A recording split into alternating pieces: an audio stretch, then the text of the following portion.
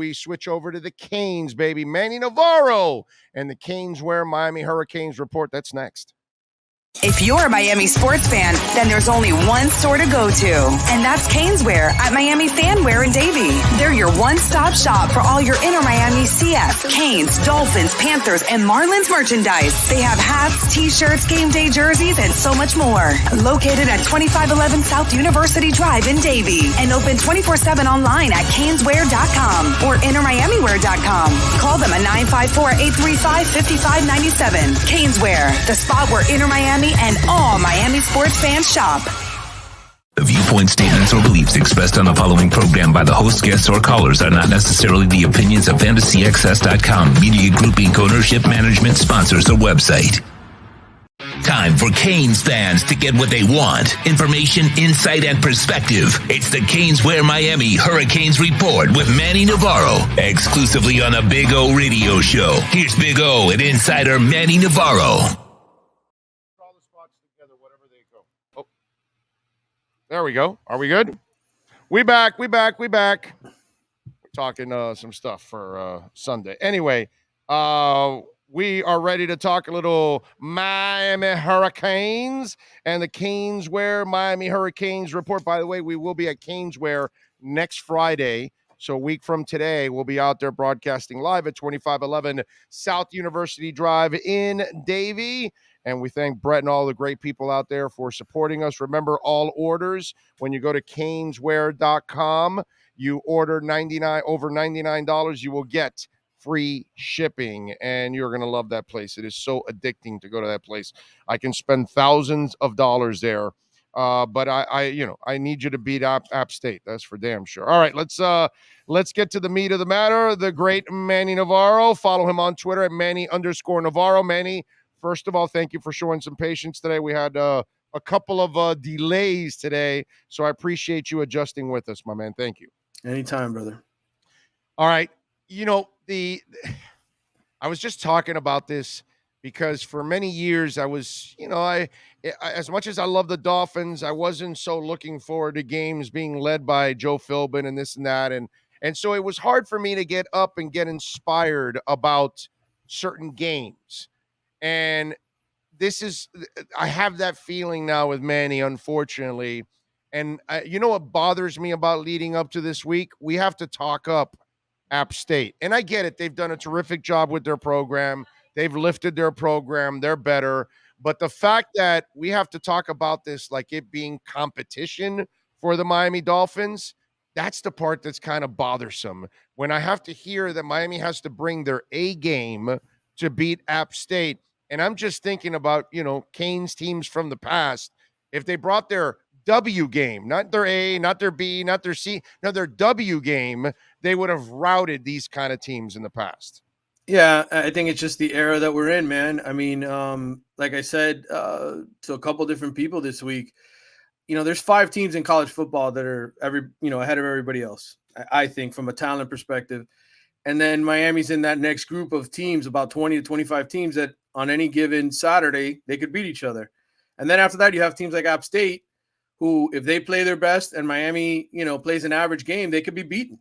We've seen it happen before. I don't think Miami has to play their best game, but I think certainly an average game would make it a tight game here. So they got to play better than average, I think, to beat Appalachian State. They got to make sure that they don't let last week's loss to Alabama, have them come out flat or disappointed and I don't think it will, because I think, frankly, this team corrected a lot of those issues last year. I think the losses at the end to North Carolina and Oklahoma State, when you go back and look at it, those teams on paper were just as good as Miami. It's a flip-flop in my mind, and so this is a team that Miami has more talent than.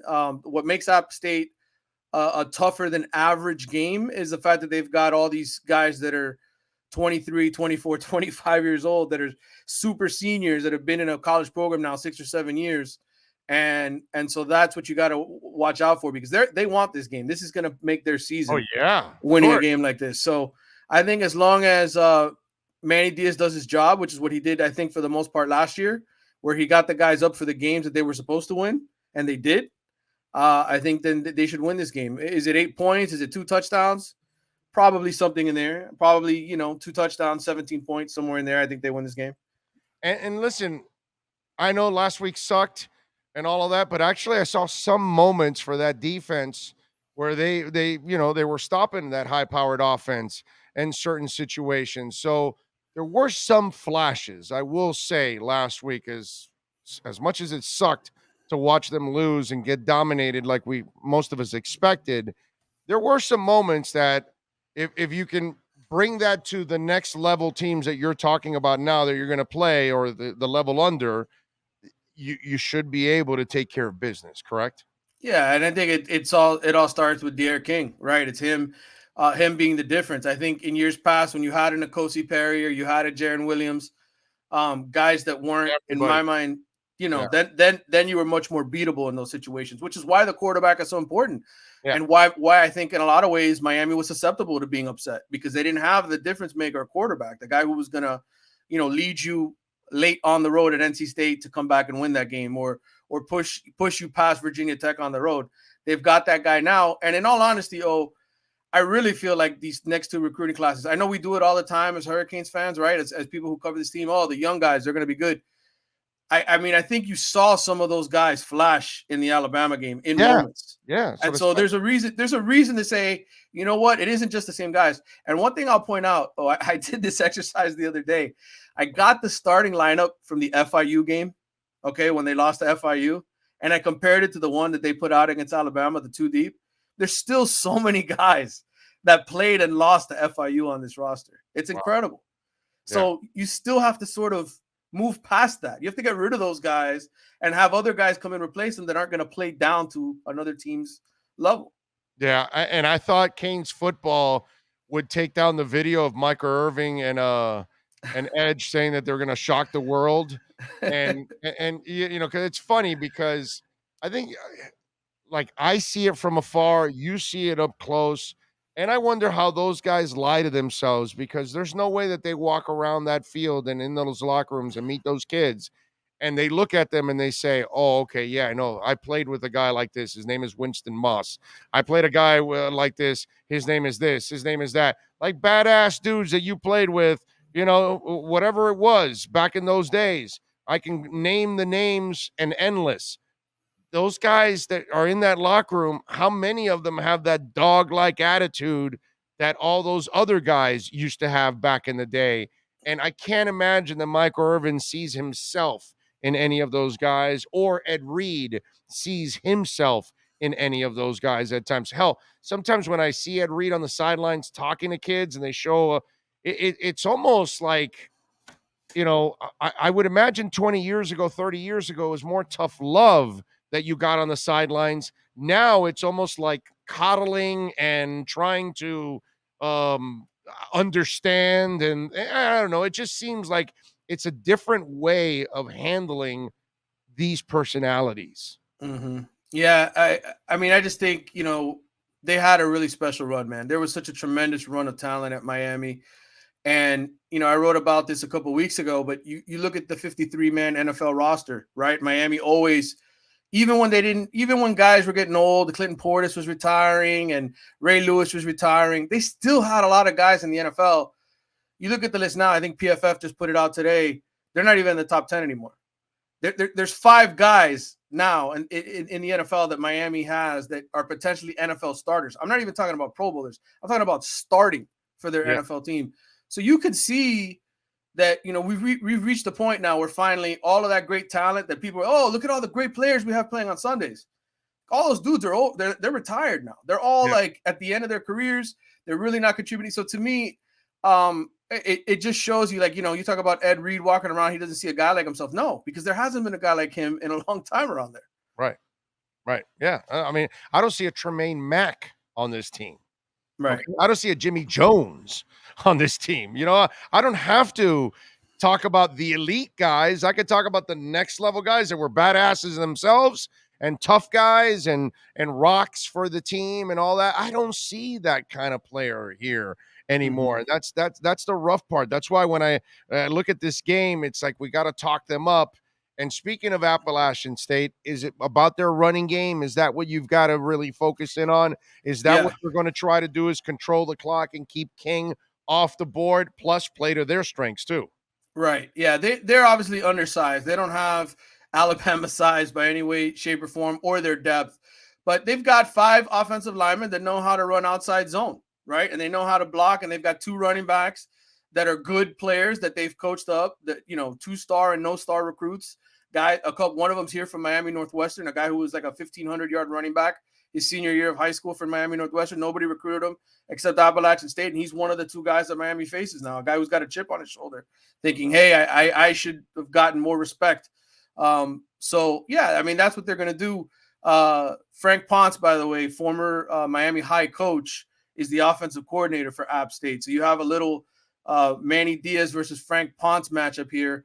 And, Frank's a guy who's been coaching for 30 years. Now this is the first year he finally gets to call play. So think about it. You think he's motivated, going into this game to throw some wrinkles at Manny Diaz and to catch him off guard? And so that's what I wrote about today. And, so, yeah, this is a hungry football team that's going to try to run the football. Miami has struggled against the outside zone before. Just go back and put on that North Carolina tape and that Louisville tape, and you'll see it was pretty simple schemes that these guys were running against Miami, and they just couldn't stop it. So Manny Diaz said he saw better tackling against Alabama against it, particularly against that play. So we'll see. I think this is the week where you look at a guy like Corey Flagg, and you look at Keontra Smith, the 2 new starting linebackers. To me, those guys got to play 70 snaps and be in there the whole game. You can't see the also rans that go in there and can't do the job. They have to be consistent. They have to be good in this game. Yeah, no, I'm with you there.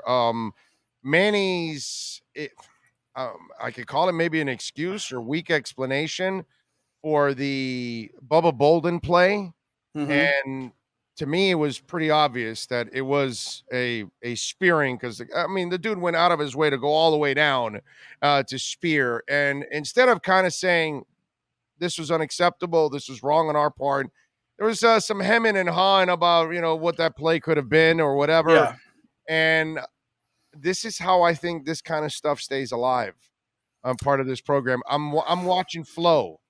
Okay. And I know it's college and pros, but I don't care, dude. Discipline is discipline.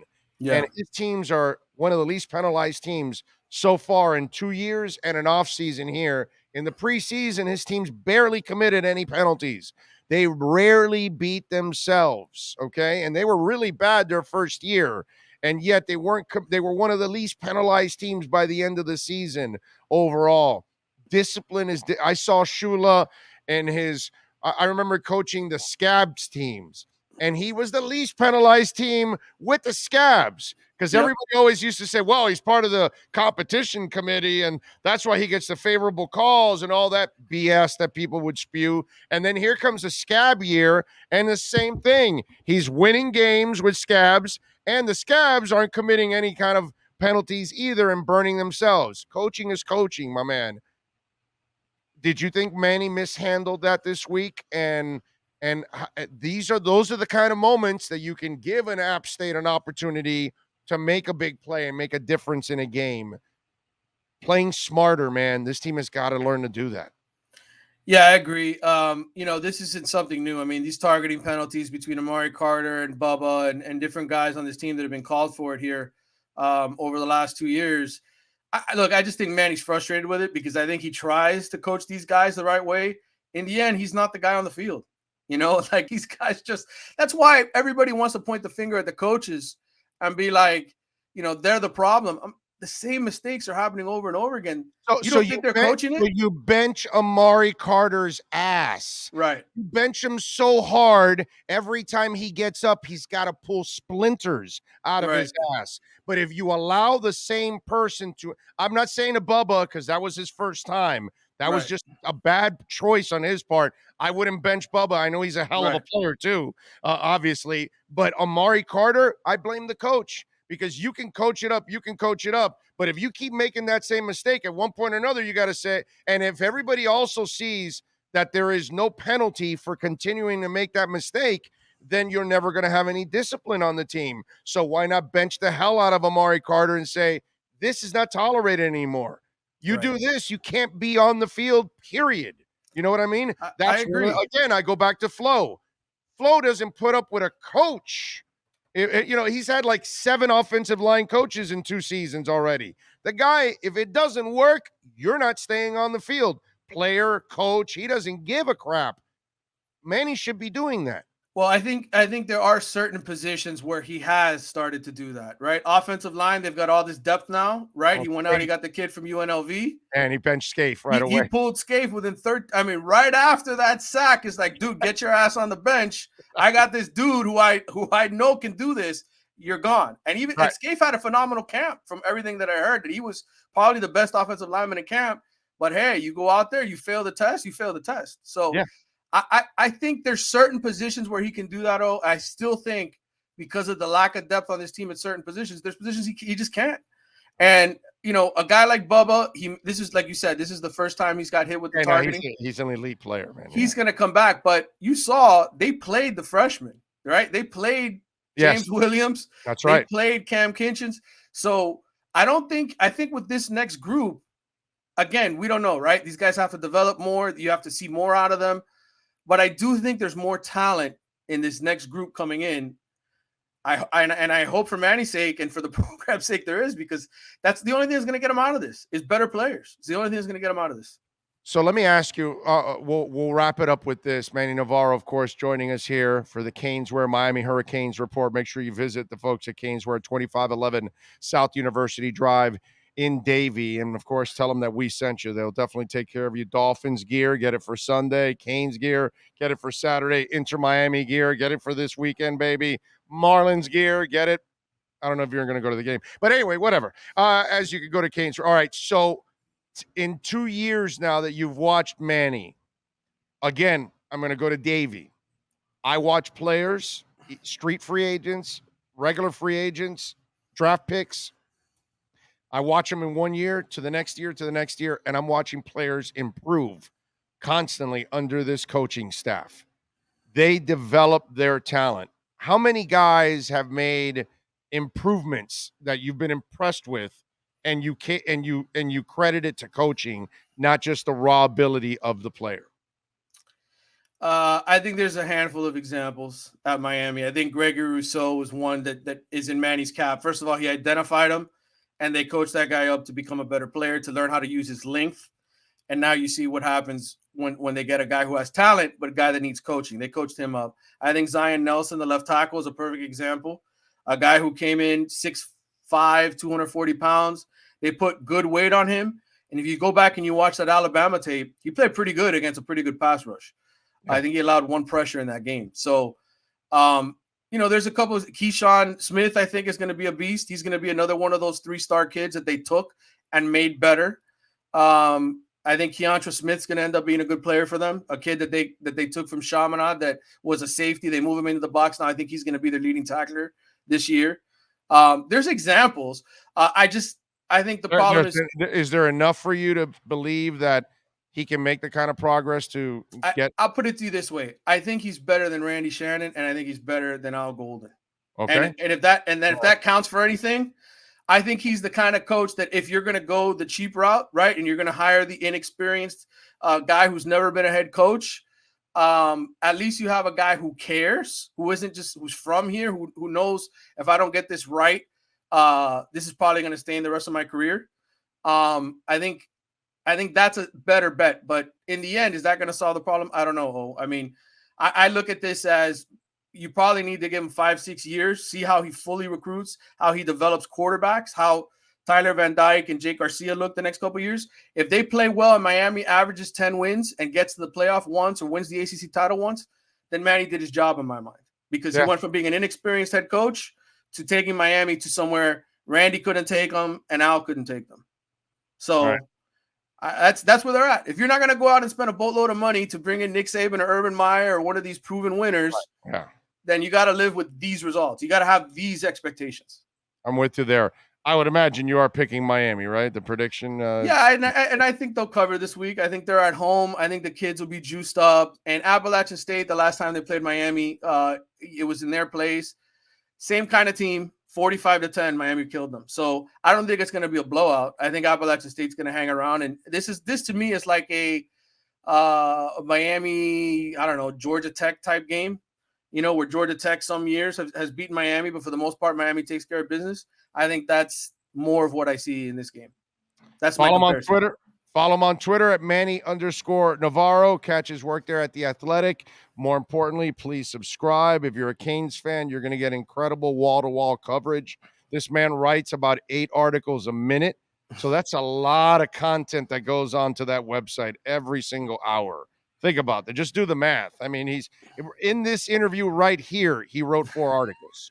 I mean, it's really impressive. He's talking to us, and he's just, and it's all osmosis too. It's just it just leaks out of me. Oh, it just leaks out. It's just one of those things. Comes right out of his brain, right into the Athletic offices, and right onto your computer screen. So make sure you subscribe to The Athletic and support Manny and all the great writers there locally and nationally. Manny, as always, my brother, have a fantastic weekend. Enjoy the game, enjoy the coverage.